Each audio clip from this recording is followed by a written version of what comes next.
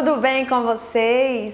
Estamos iniciando mais uma aula de matemática. Hoje é dia 1º de junho e estamos iniciando mais um mês. Que esse mês nós venhamos ter mais confiança e mais esperança que a gente vai voltar logo para a nossa escola, para as nossas vidas normais, tá bom? Hoje nós vamos estudar as frações equivalentes. Nas últimas aulas nós introduzimos frações e hoje a gente vem acrescentando algumas coisas. Vamos ver, lá nas páginas 12, 13 e 14, nós precisamos colocar a data do dia 1/6. Então vamos lá, tá bom? Nós temos aí na página 12 o troca de ideias.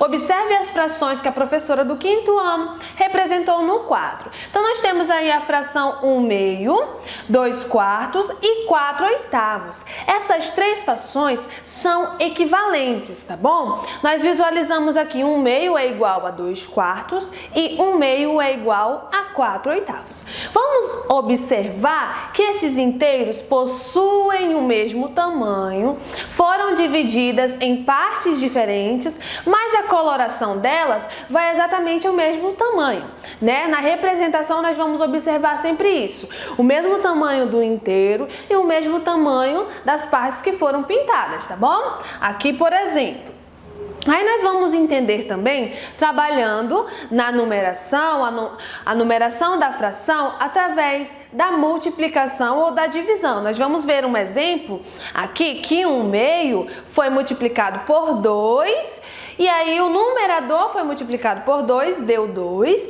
e o denominador foi multiplicado por 2, deu 4. Então aqui nós temos que a fração 2/4 é equivalente à fração 1/2. O outro caso aqui foi multiplicado por 4 e aí nós temos uma nova fração que é equivalente a 1/2, tá bom? Uma coisa que a gente vai observar é que se foi multiplicado o numerador, também tem que ser multiplicado o denominador pelo mesmo número, tá bom? Aqui nós vamos ter outro exemplo, né? Também envolvendo a multiplicação. Nós temos dois inteiros que possuem o mesmo tamanho, foram divididas em partes diferentes, mas a coloração se deu exatamente ao mesmo tamanho.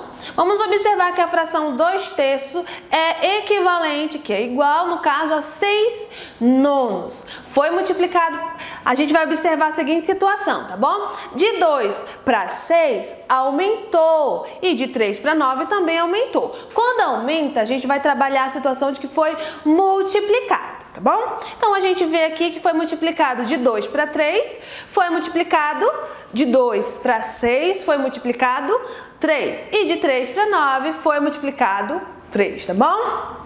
Aqui a gente vai ter o caso lá da divisão. Temos novamente dois inteiros que possuem o mesmo tamanho, foram divididas em partes diferentes, mas a coloração se deu ao mesmo tamanho, tá bom? Aqui nós temos que a fração 10/15 é equivalente a 2/3. Aí a gente vai visualizar que de 10 para 2 diminuiu e de 15 para 3 também diminuiu. E se diminuiu, a gente vai trabalhar com a divisão, visualizando que de 10 para 2 foi dividido para 5 e de 15 para 3 foi dividido também para 5. O mesmo número em cima, o mesmo número embaixo.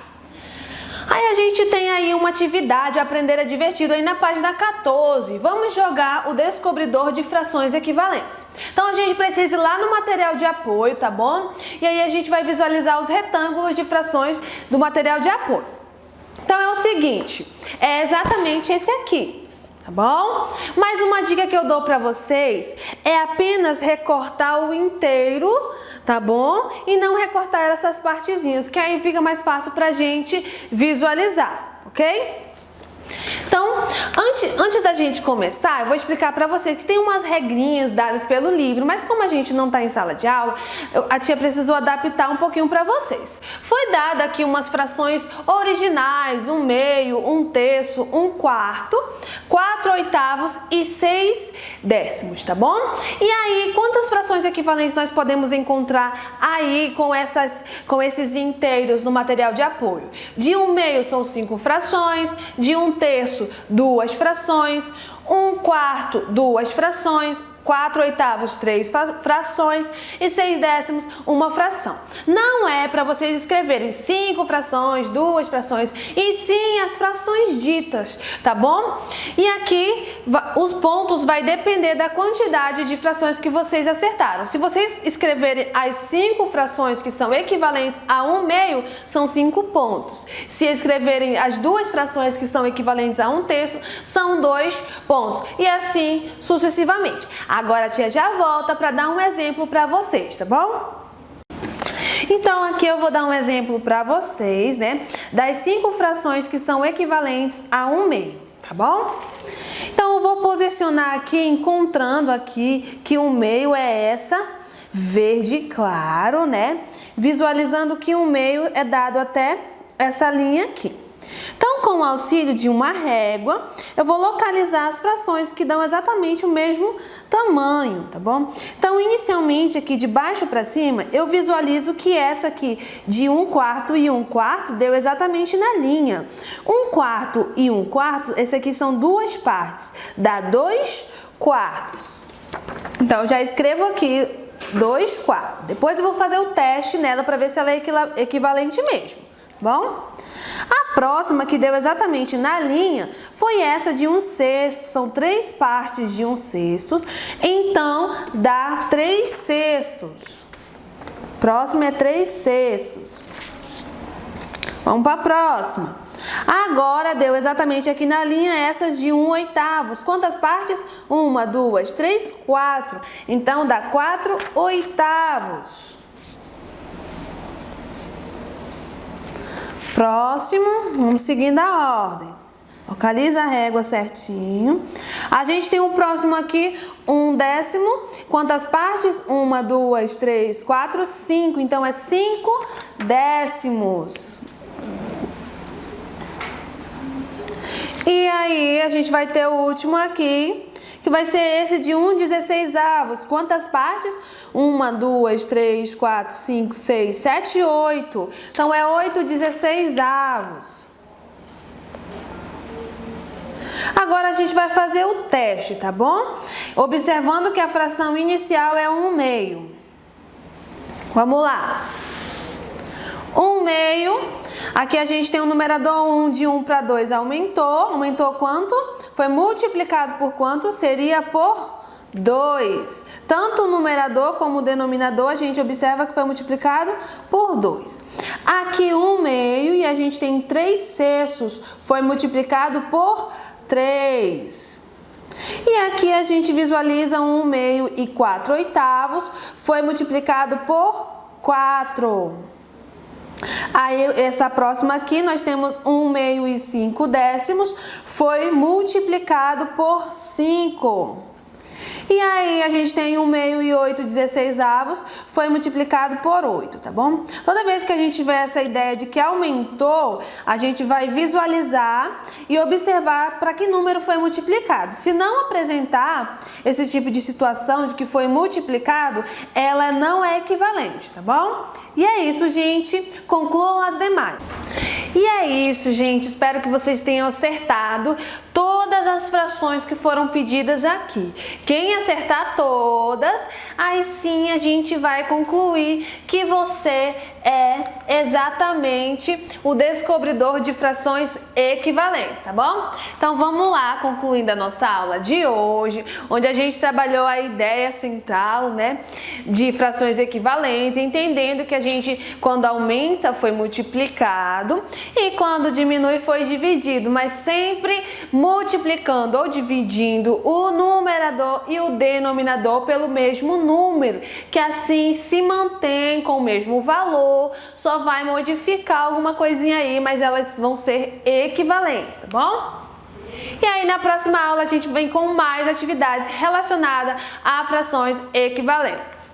E é isso, até a próxima aula. Tchau, tchau!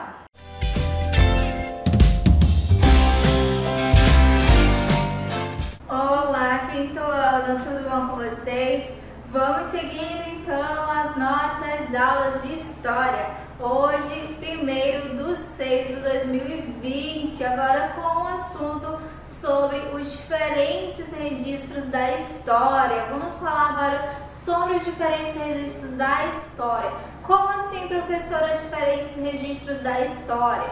Vamos saber como é que as pessoas no passado elas faziam para sobreviver, como é que elas faziam aí para conhecer a história.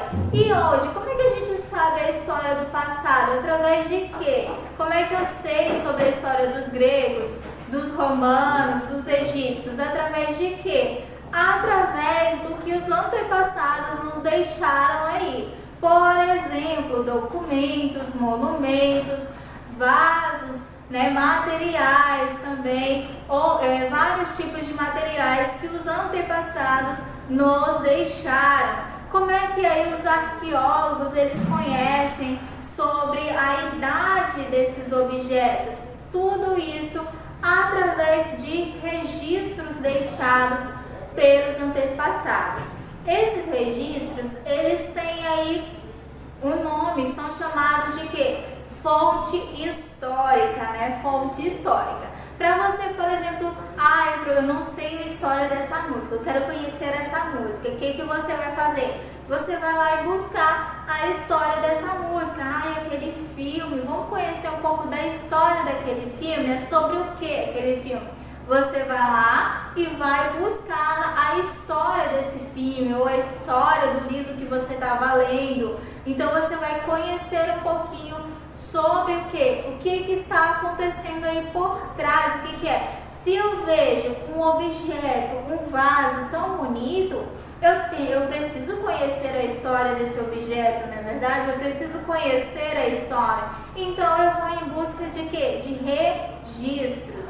E aí, através desses registros que são chamados de fonte histórica. Então vamos conhecer um pouquinho aí o que é fonte histórica. Fonte histórica é tudo aquilo que nos traz alguma informação. Todo e qualquer vestígio produzido no passado que pode ser utilizado pelos historiadores. Só pelos historiadores, até pela gente mesmo, Só que esses historiadores, eles vão primeiro buscar a história dos antepassados. Pra gente é mais fácil. Nós já vamos ter aí tudo mastigado, tudo no livro, Tudo trabalhado aí pelos historiadores. Então vamos conhecer um pouquinho mais desses objetos. Olha só, esses vestígios, eles podem ser vestígios tanto dos objetos como os vasos, documentais, escritos como os livros, fotografias, cartas, construções aí como as pirâmides do Egito, obras de arte, alguns monumentos, quadros também antigos, entre vários outros objetos. Por exemplo, também outro exemplo, para você conhecer a história da família de vocês. Eu queria saber como é que era o meu bisavô, meu tataravô, meu tetavô. Eu queria saber um pouquinho da vida deles, mas como é que eu vou procurar? Eu vou perguntar do meu pai? Sim, da minha mãe? Claro, com certeza. Mas existem outros meios também, através de quê? De cartas, fotografias, algum registro que o familiar de vocês no passado deixou. Então são exemplos aí de histórias do passado que nós podemos saber também, ok? Vamos lá seguindo. Durante muito tempo, os historiadores eles acreditavam que o passado ele não poderia ser reconhecido fora das fontes escritas oficiais. Tal critério, que perdurou até o século XIX, chegou a determinar que o tempo em que a escrita não fora determinada pelo homem ou sociedade que não dominava tal técnica poderia ter seu passado escrito. Como assim, professora? Não entendi essa leitura aí. Vamos lá. Ele está falando que durante muito tempo os historiadores acreditavam que o passado ele não poderia ser reconhecido, ou seja, a gente não poderia saber sobre a história do passado fora das escritas oficiais, ou seja, apenas no documento é que nós poderíamos saber a história do passado. Mas esse critério até o século XVIII, quando o tempo em que a escrita ela não era determinada fez com que vários historiadores, arqueólogos procurassem em outras fontes materiais, como vasos, monumentos e várias outras fontes aí materiais. Então essa técnica aí, ela poderia ter seu passado escrito. Através de um vaso, se eu pegar um vaso, eu posso escrever uma história do antepassado através desse vaso. Se eu pegar uma obra de arte, eu posso descrever essa obra de arte também. Então, isso aí ficou no passado desses historiadores. Hoje, para você descobrir muitas coisas aí, é só você procurar os vestígios. A atividade para casa que vocês vão fazer, página 2 de História. Nas próximas aulas nós vamos dar continuidade aí nesse assunto, falando um pouquinho sobre outras fontes materiais e através dessas fontes como é que nós podemos saber ainda mais a história dos nossos antepassados, ok? Muito obrigado, quarto ano, e até a próxima.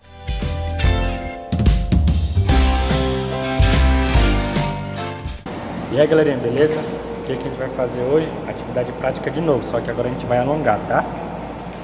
Fecha a perna, desce lá embaixo, conta até 10. Conta até 10, abre.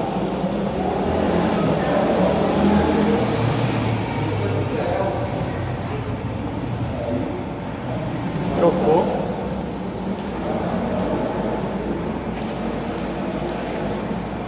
Trocou de novo.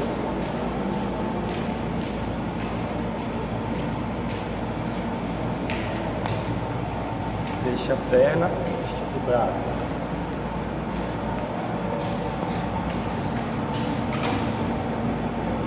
Aí. Então a gente já alongou, agora a gente vai dar uma aquecida. Corridinho.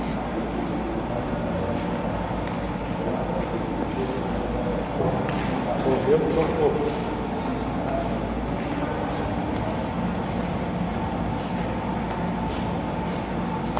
E na cintura, abre e fecha.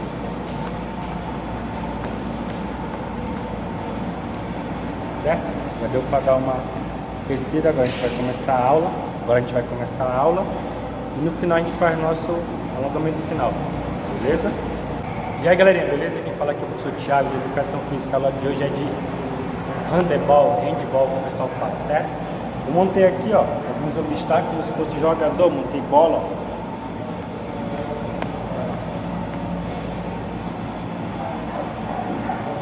É um pouco diferente da outra aula. Outra aula eu fiquei parado mostrando a posição. Agora não, a gente vai fazer algum tipo de movimentação. Tipo, já vou deixar a bola aqui, ó. Aqui é o gol. O nosso objetivo é o gol. Tem que acertar o gol com a mão. E só com uma mão, tá? Não é com as duas. Aqui é a movimentação. Eu tô com a bola e tá aqui, ó. Ó, tem que movimentar. Eu tenho vários colegas ali, certo? Um lado, o outro, movimento e daqui eu já posso jogar.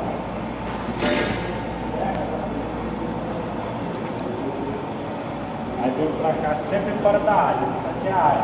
Não pode jogar de dentro da área, fora da área, fora. É bola. Aqui é a mesma coisa, movimento. Fazer trabalho de movimentos laterais. Olha aqui, ó. Vou, ó, volta. Ó, vou de novo, e volta e arremessa. Pode ser de dentro da área? Não. Fora da área. Anota aí. Handebol com a mão. O arremesso tem que ser fora da área. Aqui, ó. Olha certo? Fora da área. E ali. No limite. E aqui são os jogadores que fizeram o obstáculo. E movimentação. Então, anda lá, pra cá, tá, ó, volta e arremessa. Certo? A aula foi o quê? Movimentação, arremesso com a mão direita e com a mão esquerda. Área do Goleiro não pode invadir. Posiciona o pé para jogar, certo? Essa foi a nossa aula de handebol. Valeu, galerinha? Então tá, a gente já fez a aula, agora a gente vai fazer o quê? Alongamento final. Segura lá, pontapé desce também. Aí troca, abre, pega no chão.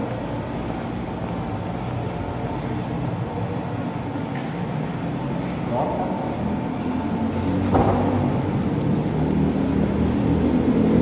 Troca de novo. Fecha, abraça.